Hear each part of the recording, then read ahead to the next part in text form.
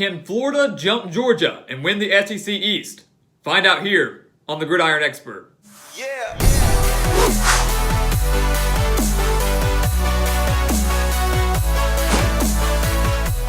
Florida was one of the most improved teams in 2018, going from 4-7 in 2017 to 10-3 in Dan Mullen's first year in Gainesville. The Gators closed out 2018 on a 4-game winning streak, including a beatdown of Michigan in the Peach Bowl, and now carry a lot of momentum and experience into 2019, a year they are looking to win the SEC East.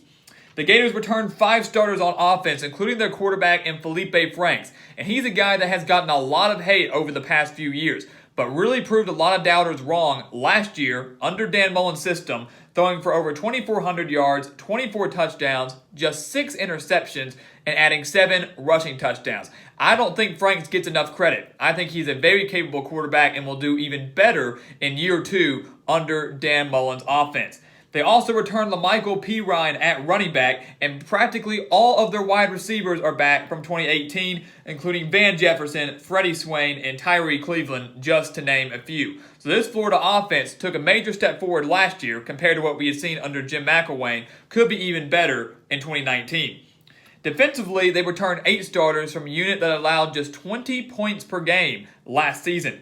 The secondary, as we all know, will be probably the biggest strength for Florida, bringing back C.J. Henderson and Jeawon Taylor. Those are the 2 leaders in that secondary. I don't expect them to take a major step back, if any, in 2019. They will have one of the better defenses in the entire SEC. So, they kick off the season against Miami. Of course, this is the game that everybody's looking forward to. The first college football game of 2019, Week 0, August 24th, an in-state rivalry between the Hurricanes and the Gators. And this game, of course, as we all know, will pit 2 very solid defenses. You have the Hurricanes, who over the past few seasons, when Manny Diaz was a defensive coordinator, have one of the best defenses in the entire nation. And then you have a Florida team that, as I mentioned, will have one of the best in the entire SEC.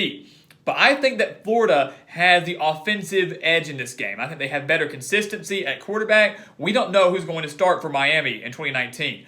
And Tate Martell is still in the mix, but right now it's looking like he's not going to get that starting job. So it could be N'Kosi Perry, more than likely, or Jaron Williams. They have a 3-man race right now for who's going to start in Week 0 against Florida. Too many questions for Miami right off the bat. And while I do think this game will be a fairly low scoring, I think that Florida's offense has the edge in this one. They beat the Hurricanes in Orlando in what will be a great way to kick off the 150th year of college football. So the Gators 1-0. And, of course, now 2-0 with an easy win over UT Martin. They then go on the road to face off against Kentucky. And last year, the Gators lost their 31-year winning streak to the Wildcats, falling to Kentucky 27-16 at the Swamp. The last time they came to Kentucky, though, they nearly saw their 30-game winning streak come to an end against the Wildcats, narrowly beating Kentucky 28-27. One thing that should be mentioned, though, is last year's victory for Kentucky showed the strength of their running game, which is what they relied on in all of 2018 with Benny Snell, their all-time leading rusher. They rushed for 303 yards against this Florida defense last year, but only threw for 151. This year, Benny Snell is gone. Terry Wilson, their quarterback, returns, but he didn't put up good numbers in the passing game.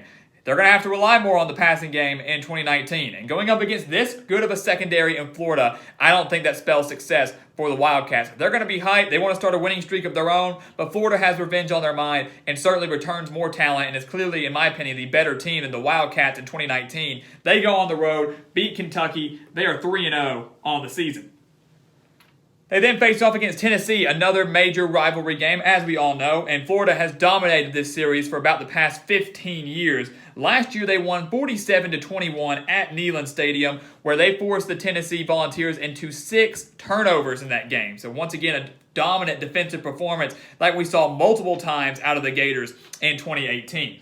This year, Tennessee has a fairly young team, but returns a lot of experience. 10 returning starters on offense, 6 returning starters on defense, and a very underrated quarterback in Jarrett Garantano. So I think this Jeremy Pruitt-led Volunteers team will very much get to a bowl game in 2019. I'll be shocked if they do not. But they don't have enough to come to the Swamp and beat the Gators. Not after a 3-0 start, not after wins over Miami and Kentucky. Tennessee's offense is there. They can put up some numbers. Won't be able to go up against this Florida defense, though. Expect a lot more turnovers out of the Volunteers once again in 2019. and Tennessee falls at the Swamp, Florida. Now 4-0, and of course 5-0 with an easy win over that FCS opponent.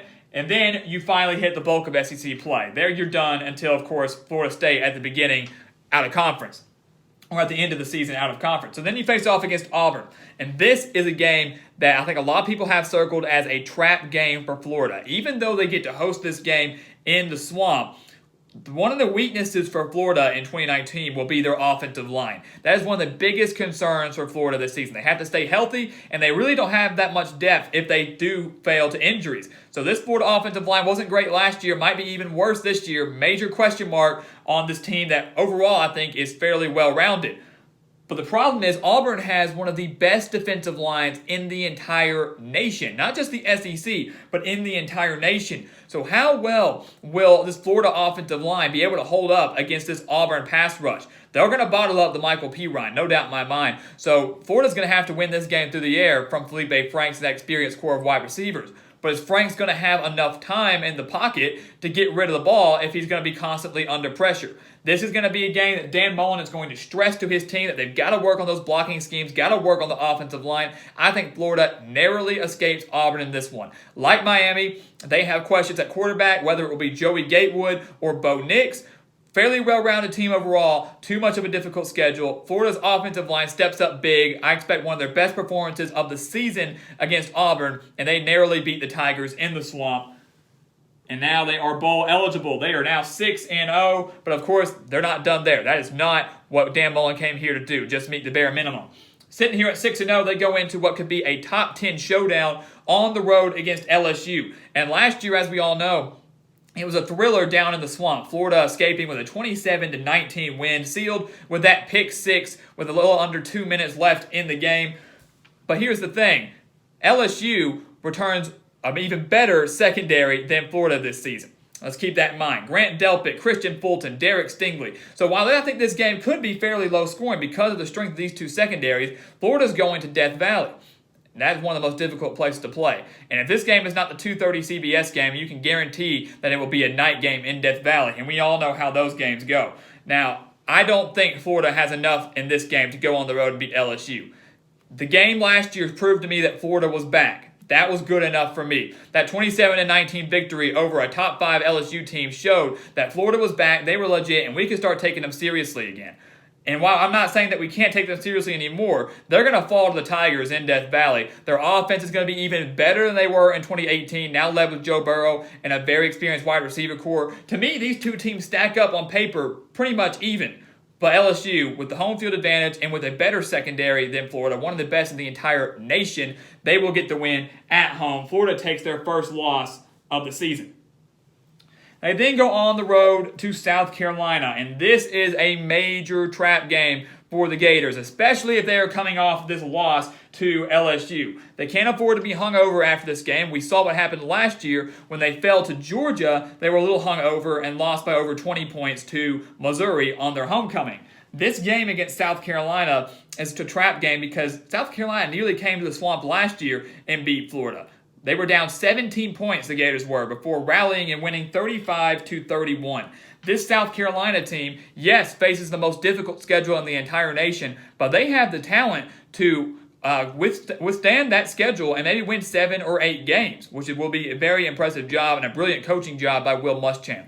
I love Jake Bentley. I think he owns the edge over Feleipe Franks at quarterback. They have 7 returning starters on defense, one of the best defenses that Will Muschamp has had since he arrived at South Carolina. And I think the Gamecocks win this game at Williams-Brice Stadium. I think they pull off a huge upset over the Gators, kind of down after this loss to LSU. Williams-Brice Stadium, not an easy place to play. South Carolina nearly won last year. They're going to want every win they can get this year, and one of them's coming against Florida. The Gators drop a game to the Gamecocks.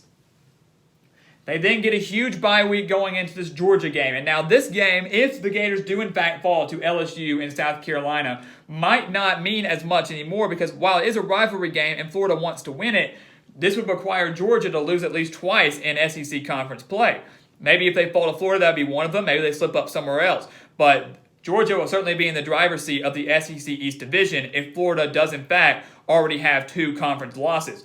This game last year, Florida led 14-13 in the third quarter, but ended up falling 36-17. Georgia took off from there. Defense really stepped it up, and the offense will once again be very potent this year under Kirby Smart with Jake Fromm and DeAndre Swift and one of the best offensive lines in the entire nation. So I think this game will be much closer than the 36-17 victory we saw out of Georgia last year. But Florida, in my opinion, is just not quite there yet. They don't quite have enough to beat the Bulldogs, who are absolutely a college football playoff contender this season and truly do want to get there after falling to Alabama narrowly the past 2 seasons. I think Georgia gets their 3rd straight win over the Gators, and it will be much closer than last year, but still not enough, and the Gators drop their 3rd straight game.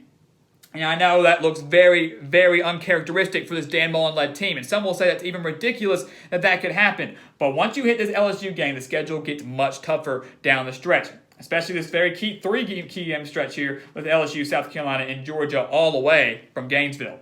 They return home, though, face off against Vanderbilt. I think they take care of the Commodores without much of an issue there. I think they finally wake up and realize that if they don't straighten things up, they could end up having a very, very disappointing season. They beat Vanderbilt, though. After being down 21-3 last year in Nashville, the Gators came back and won 37-27. This year, Vanderbilt questions at quarterback. They bring Riley Neal in from Ball State, but I just don't think he's going to have enough to come on the road to Gainesville and win this game. They're going to have to quickly build some chemistry. Don't think they're going to be able to do much of it this year. Gators get an easy win over the Commodores. And then a trap game, another one against Missouri. I'll say this, maybe people disagree with this South Carolina loss here, but I will say that the Florida Gators will lose one of these 2 games to South Carolina and Missouri. I don't think they lose both of them. They will lose, though, to South Carolina or Missouri. I'm picking Carolina, which means I think they go on the road and beat Missouri. A bit of a revenge factor on the mind after what happened last year. 38-17 loss at Florida in the Swamp. They fell to the Tigers by 21 points. This might be the best Missouri team we've seen under Barry Odom this year, now that Kelly Bryant has been added at quarterback, and they have Larry Roundtree and a solid crew of wide receivers, and one of the best defenses he's had since he arrived in Columbia. But I think Florida, with revenge on their mind, finally getting a bit of a break here, that Vanderbilt win, trying to kind of get their mentality back. We saw how strong they finished last year. I think they finished strong again this year. They go on the road and beat a good Missouri team.